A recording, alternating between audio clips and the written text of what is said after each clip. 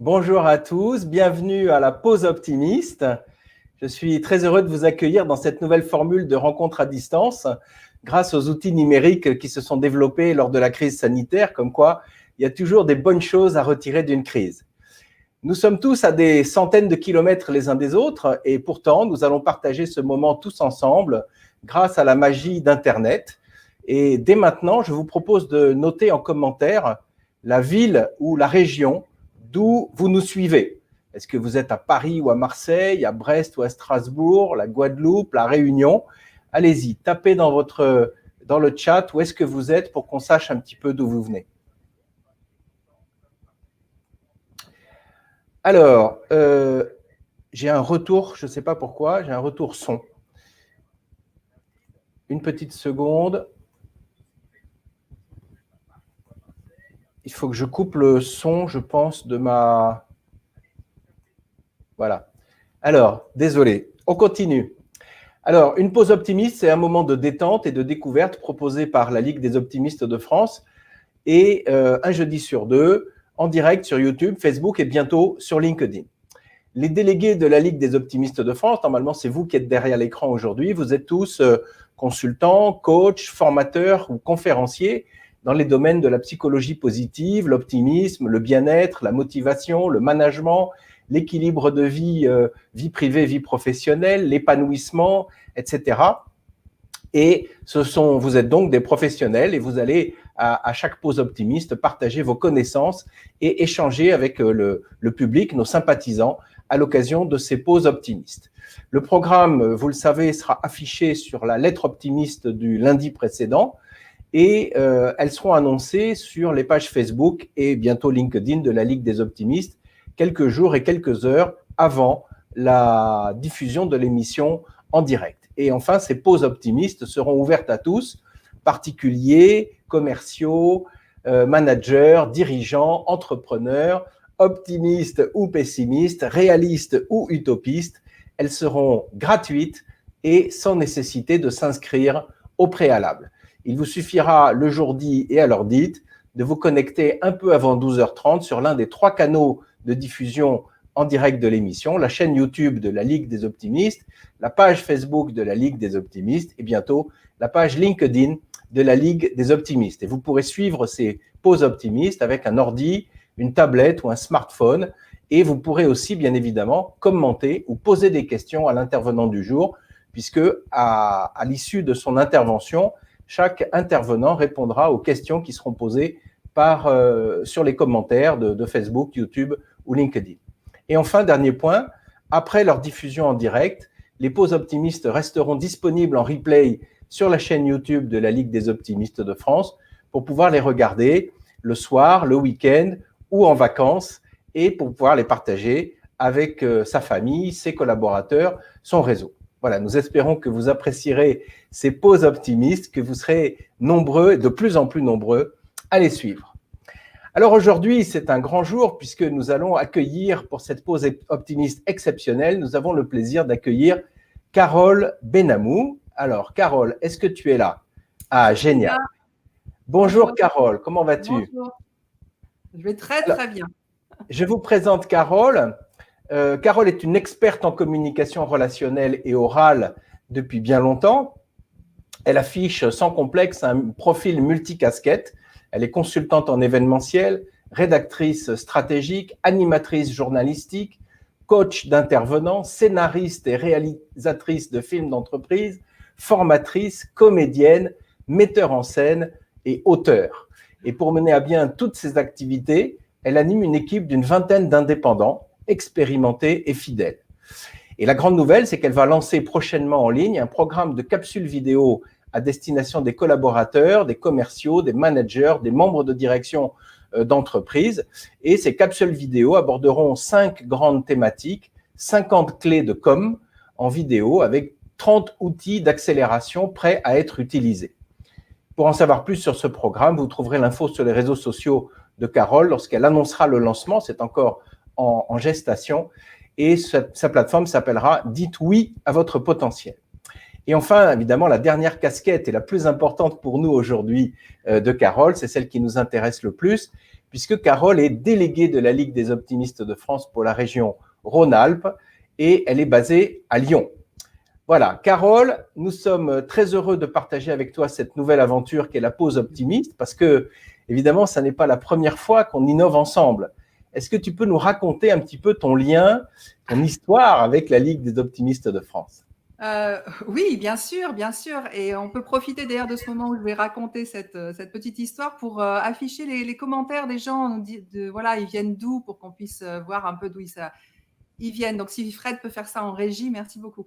Alors, mon lien, il est très fort avec la Ligue. Je vais faire très rapidement. 2013, débordée, très fatiguée, limite, j'étais en dépression pour être très honnête. Et malgré tout, j'ai réussi pour un de nos clients donc, à faire un événement de 3 jours dans lequel il est intervenu Philippe Gavillier, qui est le porte-parole et un très grand conférencier de la Ligue des optimistes, comme tu l'es aussi d'ailleurs Yves. Et Philippe, donc j'ai trouvé son intervention évidemment fort sympathique et surtout je me suis dit tiens c'est marrant qu'il y ait une association qui existe parce que d'ailleurs il nous a raconté l'histoire un peu drôle de la création de l'association. Et donc inscription à la lettre, découverte de dîner d'optimistes à Paris. Je suis à Lyon à l'époque et au bout d'un moment, ça m'agace, ce parisianisme aigu. Et donc, je téléphone et je tombe sur l'équipe en demandant et Lyon, alors c'est quand ? Et en fait, Lyon, c'est pas, parce qu'il n'y a pas d'équipe, parce qu'il n'y a personne qui peut s'en occuper. Et donc, malgré ma dépression, mes cachetons, je décide de proposer en tout cas voilà, de faire un premier dîner. Donc, ça a été le premier dîner optimiste, je crois, hein, en région, qui a été suivi ensuite par plein d'autres. Et ça a commencé comme ça, mais l'histoire, là où elle est intéressante, et ça va faire vraiment écho à ce qu'on va aborder tout de suite, confiance et joie, comment on muscle son optimisme, c'est que d'une dépression, je passe à la découverte de l'association, je passe à l'organisation de dîners qui ont, à ce moment-là, dans l'environnement médiatique, eu un écho. Donc, on a eu le Parisien qui a fait un placard comme ça dans la presse, avec une photo énorme de moi.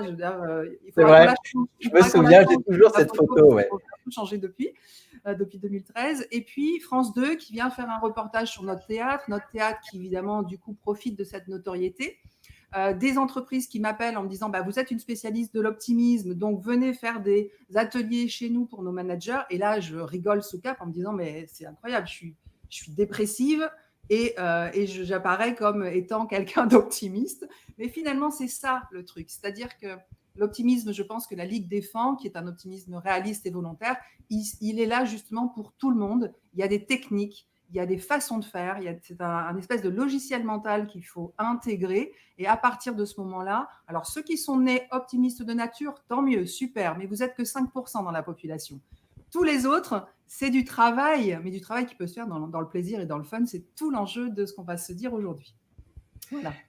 Ok, génial. Merci beaucoup, Carole. Alors, du coup, à un moment donné, tu es devenue déléguée de la Ligue des optimistes de France. Tu fais partie vraiment de la toute première vague, la toute première promotion des délégués de la Ligue des optimistes de France. Et finalement, en quoi ça consiste, ce rôle que tu as pris ? Alors écoute, c'est un rôle, je vais dire deux choses. D'abord, c'est un rôle très important parce que, comme je l'ai vécu en 2013, s'il n'y a pas une représentation locale de gens bénévoles, hein, on est tous bénévoles, qui passent leur temps, leur énergie, leur réseau pour monter des événements, des dîners, des ateliers, des conférences, des grandes journées autour de l'optimisme, des cafés librairies autour de bouquins sur l'optimisme. Enfin, il y a plein de façons de faire. Donc, on a besoin effectivement d'être très acteur de ça et on a besoin d'une représentation locale et puis être le rayonnement aussi de ce qui se fait. Notre idée au niveau de la Ligue, mais c'est ce que porte la Ligue nationale, hein, c'est qu'on puisse diffuser, alors là pour le coup c'est une contagion positive, diffuser partout ce virus de l'optimisme et que tout le monde en soit porteur parce que c'est aussi une question de vibration, d'énergie et plus on est nombreux à porter ça, mais partout, hein, dans l'éducation, dans la famille, dans les amis, dans les associations, dans les entreprises, plus on va rayonner de ça. Et la deuxième chose que je voulais dire sur ce sujet-là, c'est mea culpa. C'est-à-dire que pour des tas de raisons professionnelles et personnelles, je n'ai pas été très active sur la région de Lyon. Je m'en excuse. D'ailleurs, j'ai été rejoint par Yann qui va essayer de me soutenir dans cette démarche. Et donc, j'espère que très vite, et je suis contente que cette émission existe parce qu'elle va permettre justement d'avoir un rendez-vous régulier avec vous dans cette période un peu particulière. Voilà. Good. Écoute, il ne faut pas s'excuser. On fait ce qu'on peut, là où on Ouais, peut, avec les idées, les moyens dont on dispose. Et tu as c'est déjà ça. organisé de très nombreux dîners d'optimistes et qui ont eu beaucoup, beaucoup de succès. Et c'est vrai qu'au bout d'un moment, il faut renouveler la formule parce qu'on ne peut pas systématiquement faire toujours la même animation. Ouais. Alors, comme je l'ai évoqué tout à l'heure, tu es en train de créer donc une série de capsules vidéo, les 50 clés de com'. Et parce qu'en fait, tu souhaites proposer des techniques concrètes pour que chacun maîtrise mieux sa communication orale et relationnelle en entreprise. Et donc, aujourd'hui, tu as choisi de nous partager l'une de ces clés de com en avant-première. Et c'est ta clé de com numéro 2, à savoir confiance et joie. Voilà, Ah, Carole, je te laisse la parole pendant 30 minutes pour nous présenter ça. Je sais que ça va être passionnant. Nous sommes très impatients de t'écouter et je te dis à tout à l'heure. merci, merci Yann. Je vois que tu es à fond avec moi, c'est gentil. Je vois dans les commentaires. Bon, oui. Alors la clé numéro 2, son titre exact, c'est muscler votre optimisme. Et effectivement, elle se base sur la confiance et la joie. Elle part du principe assez simple que qu'est-ce qui crée l'un et l'autre? C'est-à-dire, est-ce que la joie est la base de la confiance ou est-ce que la confiance est la base de la joie? Et c'est toute la question que se posent d'ailleurs les neurosciences aujourd'hui. Comment ça fonctionne tout ça? Et ça fonctionne très précisément. Il y a des choses qui se passent là-dedans dans le cerveau. Alors, avant d'en parler ensemble, j'ai envie de vous embarquer avec un film d'animation qui est absolument mais merveilleux, je trouve. Vous allez le vivre en 2 morceaux. Volontairement, je l'arrête au milieu. Soyez attentifs, laissez-vous porter. Et je demanderai dans les commentaires que vous puissiez me dire ce qui vous marque dans cette première partie de film.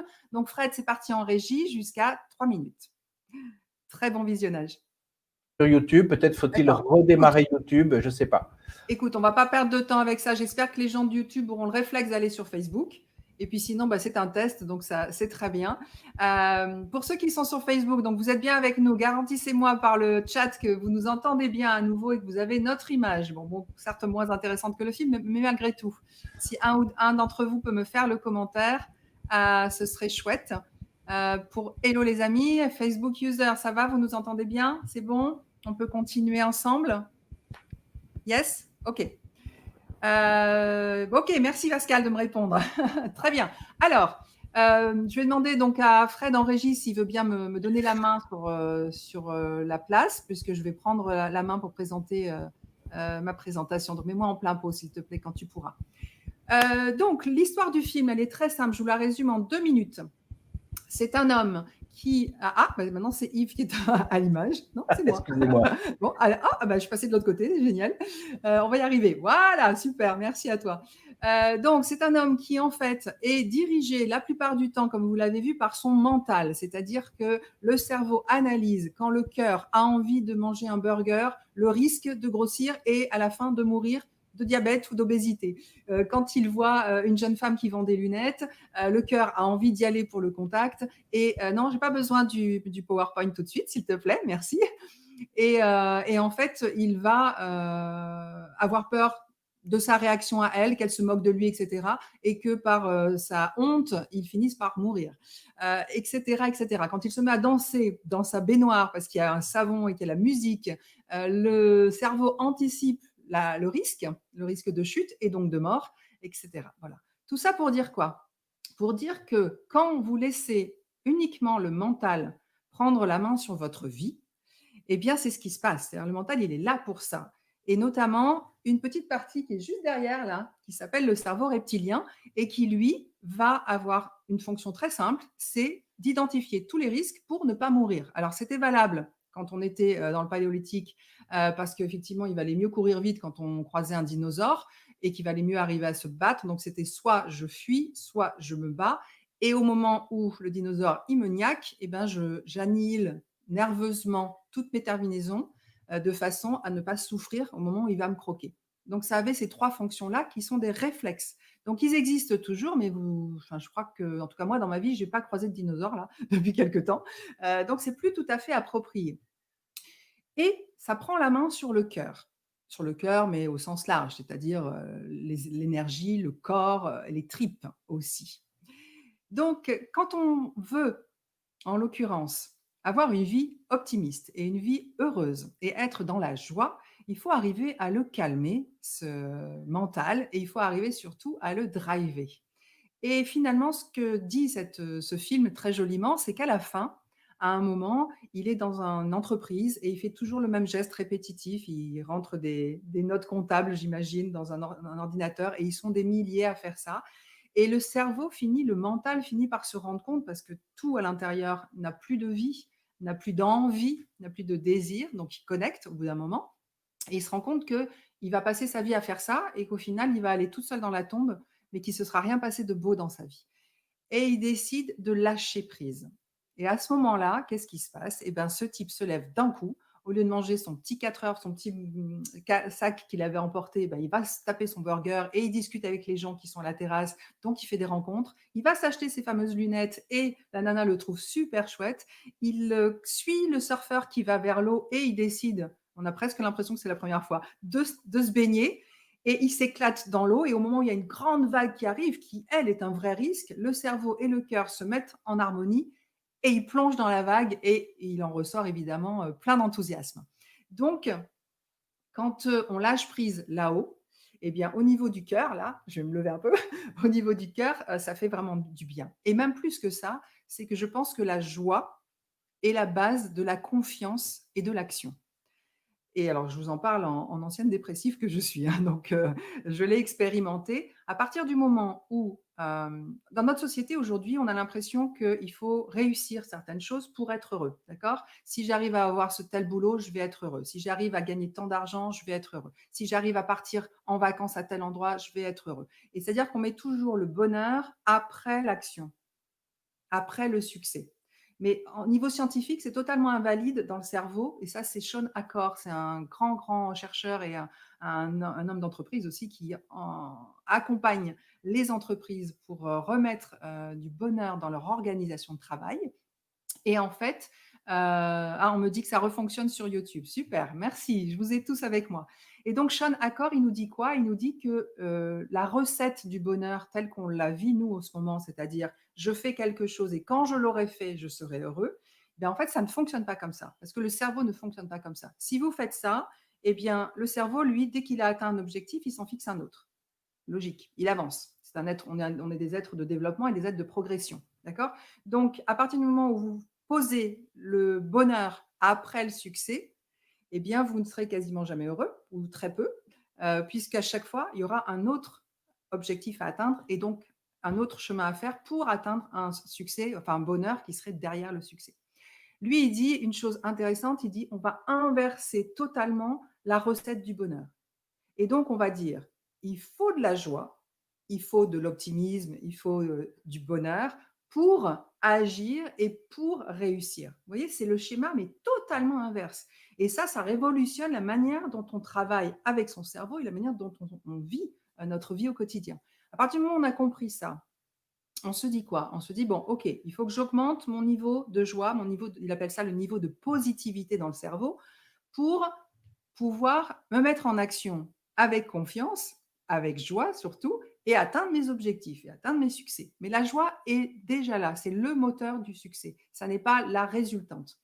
Et donc, comment on fait? Comment on fait pour monter son niveau de positivité quand on n'est pas, comme les 5% que j'évoquais en introduction, déjà câblé parce qu'on a un taux de dopamine notamment et d'endorphine dans le corps qui est plus élevé que la moyenne. Et c'est pour ça que vous croisez certainement des gens qui sont d'un enthousiasme total et tout le temps. Bon, bah ceux-là, merci, bravo. En plus, vous savez que c'est contagieux, donc ça fait du bien de voir ces gens-là. Et pour nous, pour les autres, pour ceux qui ne sont pas avec ce taux supérieur et pour ceux qui ne sont pas en joie a priori. Comment on fait? Eh bien, on va elle me dit: «Virginie, oui, très bien, nous sommes en joie». Eh ben, c'est parfait. On va regarder justement le PowerPoint, Frédéric, cette fois-ci. Je vous donne des clés pour monter votre niveau de positivité, de joie. Et je vais le faire assez vite parce que je veux tenir ce timing qu'on s'est donné et répondre éventuellement à vos questions. Alors, comment on muscle sa joie? Hop, on passe. Il y a 6 façons de faire. Est-ce qu'on peut avoir le slide qui suit, s'il te plaît, Fred? L'idée, avant de passer juste au slide qui va suivre, c'est qu'effectivement, il va falloir mettre en place une ou toutes ces clés pendant au moins 2 minutes par jour et pendant au moins 21 jours. Alors ça, c'est aussi les neurosciences qui nous l'apprennent. Vous savez peut-être qu'il faut transformer dans notre cerveau nos autoroutes neuronaux. Donc, on a des habitudes de fonctionnement, de pensée, de stratégie. Et si vous en mettez une nouvelle en place, eh bien, elle est toute fine. C'est comme si vous preniez une départementale avec votre voiture. Vous ne l'avez jamais encore testée et vous ne vous souvenez même plus de comment elle fonctionne puisque c'est la première fois que vous l'utilisez. Donc, il va falloir passer par là régulièrement. Et si vous passez par là tous les jours régulièrement, au bout d'un moment, votre cerveau, il va dire, oh, mais attends, là, il passe souvent par là. Autant que je fasse un autoroute à 4 voies, ça va être beaucoup plus confort et il pourra y aller en automatique. Donc, c'est pour ça, il nous faut ces 21 jours pour créer ce nouvel autoroute neuronale pour vos habitudes. On passe au suivant. Alors, on a 6 solutions. La première, c'est 3 kiffs par jour. Vous avez sans doute peut-être entendu parler ou pas encore. Si ce n'est pas le cas, il faut aller lire le livre. On va passer au slide suivant de Florence Servan-Schreiber. 3 kiffs par jour. L'idée qui est derrière ces kiffs, c'est quoi? C'est de pouvoir noter en fin de journée 3 choses géniales qui vous sont arrivées dans la journée. Mais même des choses de toute petite importance. Par exemple, moi, il y a des travaux en face de chez moi, donc j'ai gueulé au travers de la route pour dire ah, j'ai une émission, comment je fais taisez-vous. Bah, évidemment, ils ne peuvent pas se taire, mais par contre, j'ai eu un échange très sympa avec le gars qui faisait des travaux. C'est un joli moment. C'est un joli moment d'échange. Donc ça fera partie de mes 3 kiffs de la journée, l'émission sans doute aussi. Alors, ces 3 kiffs par jour, je vous donne des astuces. Déjà, vous pouvez vous entourer d'objets de kiff. C'est-à-dire qu'il y a certainement des objets qui vous rappellent des moments qui étaient super importants pour vous, des moments de bonheur. Donc ça, c'est bien d'avoir sa bibliothèque un peu partout, parce que le cerveau, il a besoin de voir pour se remettre en route sur ça. Vous pouvez aussi partager des kiffs avec votre famille, le soir par exemple, en dînant ou avec des amis. Je l'ai fait il n'y a pas très longtemps. C'est assez incroyable la tournure que prend la conversation à partir du moment où on fixe son cerveau sur le positif.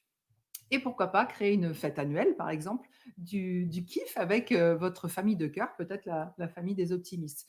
Ça, l'idée qui est derrière ça, c'est aussi les neurosciences, hein, c'est que à partir du moment où on habitue son cerveau à voir le positif de notre journée, on ne rentre pas chez soi. En tout cas, si on rentre, on lâche vite les bagages du négatif. On vit toujours des choses négatives, mais pour autant, c'est important d'avoir d'avoir le cerveau qui est d'abord focus sur le positif.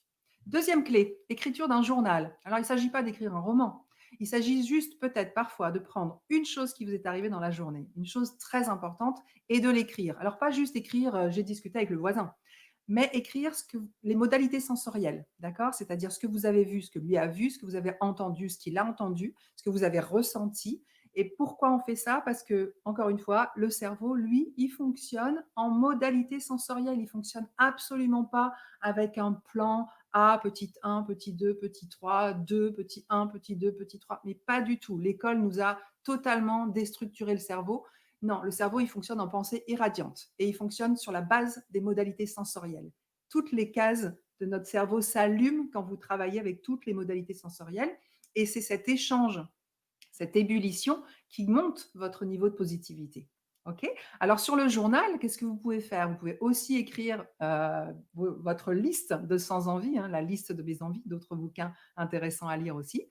Vous pouvez aussi écrire quand il y a un objectif ou une envie qui vous passe par la tête.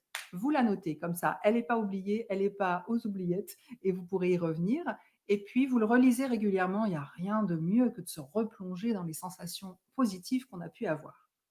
Voilà pour mes astuces. Troisième opportunité. Yes, Fred, ça y est, c'est bon. On est dans le bon rythme tous les deux. Recycler ses expériences. Alors ça, je vais l'emprunter à un de nos chers optimistes de la Ligue, un délégué, hein, Jean-Philippe Ackermann, qui dit que aussi fine soit la tranche, elle a toujours deux côtés. C'est le titre de son livre. Vous devriez d'ailleurs vous le procurer. Effectivement, quelle que soit l'expérience que l'on vit, alors évidemment, je vais peut-être mettre de côté les drames, d'accord, qui sont traités autrement peut-être par nous et voilà, on fait ce qu'on peut. Mais en tout cas, quel que soit ce que l'on vit de négatif, il y a sans doute quelque chose de positif. Donc, il faut enfiler ses lunettes roses ou en tout cas se décaler, hein, changer d'angle. Voilà, comme ça, je vous montre mon petit Birdie Kids qui est derrière, que j'adore. Changer d'angle pour voir autrement la réalité. Et là, vous allez trouver effectivement des choses positives à ce que vous avez vécu. Et vous pouvez le faire, cette petite bascule, slide suivant, avec un outil que j'adore. Je ne peux pas vous l'expliquer maintenant, mais allez vous renseigner sur Internet. Ça s'appelle les chapeaux de Bono. C'est un outil de facilitation de pensée divergente. C'est Monsieur Bono psychologue, pédagogue, qui l'a écrit et qui, en l'occurrence, a, non, ce sont Gilles, ce ne sont pas les lunettes de Jean-Philippe, je ne crois pas. Je t'en prie, Jean-Philippe, c'est avec plaisir que je parle de ton bouquin, que je n'ai pas encore lu d'ailleurs, je suis très honnête. Voilà. Et donc, les chapeaux de Bono, l'idée, c'est quoi? C'est vous avez votre réalité, vous la regardez objectivement, d'accord? Et puis là, vous allez enfiler la casquette d'optimiste. Ah, tiens. Et puis vous allez enfiler la casquette du pessimiste en poussant le trait à mort. Puis vous allez vous rendre compte que c'est pas vraiment la réalité. Puis vous allez enfiler la casquette du créatif, etc., etc. Il y a 6 chapeaux différents et c'est très facile du coup de revoir notre réalité différemment. Parce que d'habitude, on n'a que notre cerveau pour le faire. Là, on a un chapeau, c'est plus nous, c'est quelqu'un d'autre qui regarde votre réalité. Et donc, ça vous aide forcément. Voilà. Je vais continuer sur l'autre pilier, le quatrième, c'est d'être gentil. Alors dit comme ça fait sans doute cucu, mais il a été prouvé avec les neurosciences que dans notre cerveau, en fait, on a une montée de dopamine et d'endorphine qui est beaucoup plus importante lorsque l'on donne que lorsque l'on reçoit. Donc c'est tout à fait égoïste quand je vous dis qu'il faut être gentil. Non, je plaisante, bien sûr que non. Mais être gentil, ça permet d'abord d'avoir une communication relationnelle beaucoup plus positive avec notre environnement. Ça permet aussi, posez-vous la question quand vous allez chez votre boulanger le matin, vous y allez pourquoi? Pour acheter du pain ou pour rencontrer la boulangère? C'est toute la différence. Est-ce que vous cherchez la relation, la qualité de la relation, ou est-ce que vous êtes juste dans un mode automatique, auquel cas pourquoi vous ne faites pas livrer votre pain chez vous? Pas besoin d'y aller. Et c'est ça. Alors, la gentillesse, c'est d'abord avoir un intérêt pour l'autre, bien sûr. C'est être gentil par peut-être en donnant du temps à des gens que vous connaissez, de l'information, en ouvrant votre réseau, en donnant des trucs et astuces comme aujourd'hui, en faisant voilà, don de soi, de ses compétences, de son temps, de ses capacités. Peu importe, vous choisissez ce que vous voulez et puis vous devez l'être au moins une fois par jour. Et dans les astuces, moi, ce que je vous propose, et je le fais, c'est assez génial. Alors, c'est compliqué aujourd'hui avec les masques, mais c'est pas grave, on l'envoie dans la voix, c'est de sourire à toutes les personnes que l'on croise. Et je suis pas sûre que tout le monde le fasse. Et alors, l'avantage du sourire, en plus, c'est qu'il active la fabrication d'endorphines dans le cerveau et de dopamine parce que c'est un signal d'alarme pour le cerveau qu'on est en joie. Donc, on peut même se forcer à sourire et on se retrouve avec la joie. Voilà. Et puis, dites bonjour à tous les gens que vous croisez, n'importe où, dans votre parking, dans la rue, dans l'ascenseur, bien sûr, mais dans la rue également. Vous verrez, c'est intéressant. Voilà, j'ai une autre clé pour vous. Euh, alors ça c'est un choix. C'est un choix presque philosophique à faire. C'est de considérer que on est tous OK+, OK+. Je ne sais pas si certains d'entre vous ont fait de l'analyse transactionnelle, ça vient de là, ce OK+, OK+. C'est-à-dire que je suis OK, je suis quelqu'un qui a de la valeur, ma vie et mes idées ont de la valeur et l'autre en face est OK+. C'est-à-dire que l'autre en face, même s'il n'a pas les mêmes idées que moi, il a aussi de la valeur et il est aussi, quelqu'un d'important. Et en fait, si vous commencez à considérer tout le monde, mais vraiment tout le monde, chaque personne est importante, vous allez voir votre attitude changer. Ça peut être un SDF dans votre rue, ça peut être une grand-mère qui traverse la rue, ça peut être un petit enfant qui joue au parc, ça peut être un groupe de collégiens ou de lycéens en train de se marrer à côté de vous, ça peut être un couple amoureux que vous croisez dans la rue. Tout le monde, chaque personne est importante et doit avoir à vos yeux de l'importance. Et donc forcément, si ces personnes ont à vos yeux de l'importance, vous allez les regarder différemment. Vous allez rentrer en connexion avec eux et va savoir ce qui va se passer dans ces relations. Elles sont certainement beaucoup plus riches et beaucoup plus nourries que si vous foncez tête baissée sur votre objectif qui est de récupérer votre voiture ou de rentrer chez vous ou d'aller à un rendez-vous. Voilà. Donc, on ouvre. Merci Pascal. Oui, tu es égoïste. Parfait, très bien.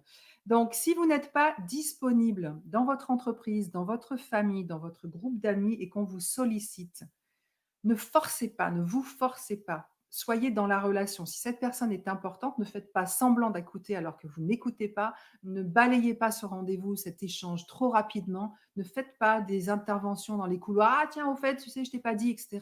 Arrêtez avec ça. Si vous n'êtes pas disponible, dites-le. Dites, écoute, c'est important ce dont tu me parles, je ne suis pas dispo là tout de suite, ce que je te propose, on se voit dans 10 minutes, dans 1 heure, dans 5 heures, dans 10 heures. Mais au moins, au moment où vous serez avec la personne, puisqu'elle est importante, vous serez à 100% avec elle. Voilà. Et puis, poser des questions ouvertes. Quand on s'intéresse aux gens, on ne dit pas le matin, ça va? Parce que la réponse qu'on obtient, c'est ouais, ouais, ça va et toi? Ouais, ça va. Ça ne veut rien dire, ça va. Ça ne veut rien dire. OK, alors débrouillez-vous. Mais déjà, si vous commencez par comment ou pourquoi ou je ne sais pas, comment tu vas ce matin? Ah, c'est pas pareil. C'est pas pareil. Peut-être que je vais te dire plus de choses. Qu'est-ce que tu me racontes de neuf? Qu'est-ce que tu me racontes de beau? Dis donc, faut qu'on se parle pour parler de ça, ça et ça. T'en penses quoi? Ouvrez la conversation. Bien sûr, si vous avez le temps, hein, si c'est si c'est une réunion top chrono, non, évidemment. Ou si c'est face à un client, après avoir fait de l'exploration, on referme. Mais en tout cas, voilà, quand on a quelqu'un en face de nous qu'on considère comme important, on écoute. Et on écoute avec tout.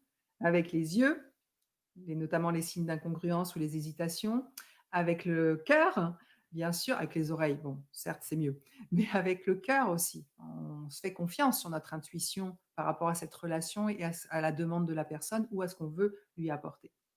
Voilà. Je vais m'arrêter là parce qu'on a encore quelques minutes avant de faire la clôture de cette émission. Yves me rejoint. Je voulais savoir, Virginie nous dit qu'elle fait ça avec ses enfants. Souvent, on les écoute, mais on est pris dans le feu de la journée. Mais absolument, c'est exactement ça. Est-ce que vous avez des questions sur ce qu'on vient de se dire ou des commentaires qu'on pourra afficher d'ailleurs Voilà, Frédéric, c'est le moment de faire un petit échange, poser des ouais. questions ou juste un commentaire sur la présentation que nous a fait Carole. Mais je pense que c'est une bonne façon d'interagir avec Carole et de lui poser. Qui veut poser la première question? Et on demandera à la régie d'afficher la question. Bah, merci Yann en tout cas de dire que le premier kiff c'est de m'écouter. Je te remercie. Je te souhaite quand même d'avoir d'autres super kiffs dans la journée.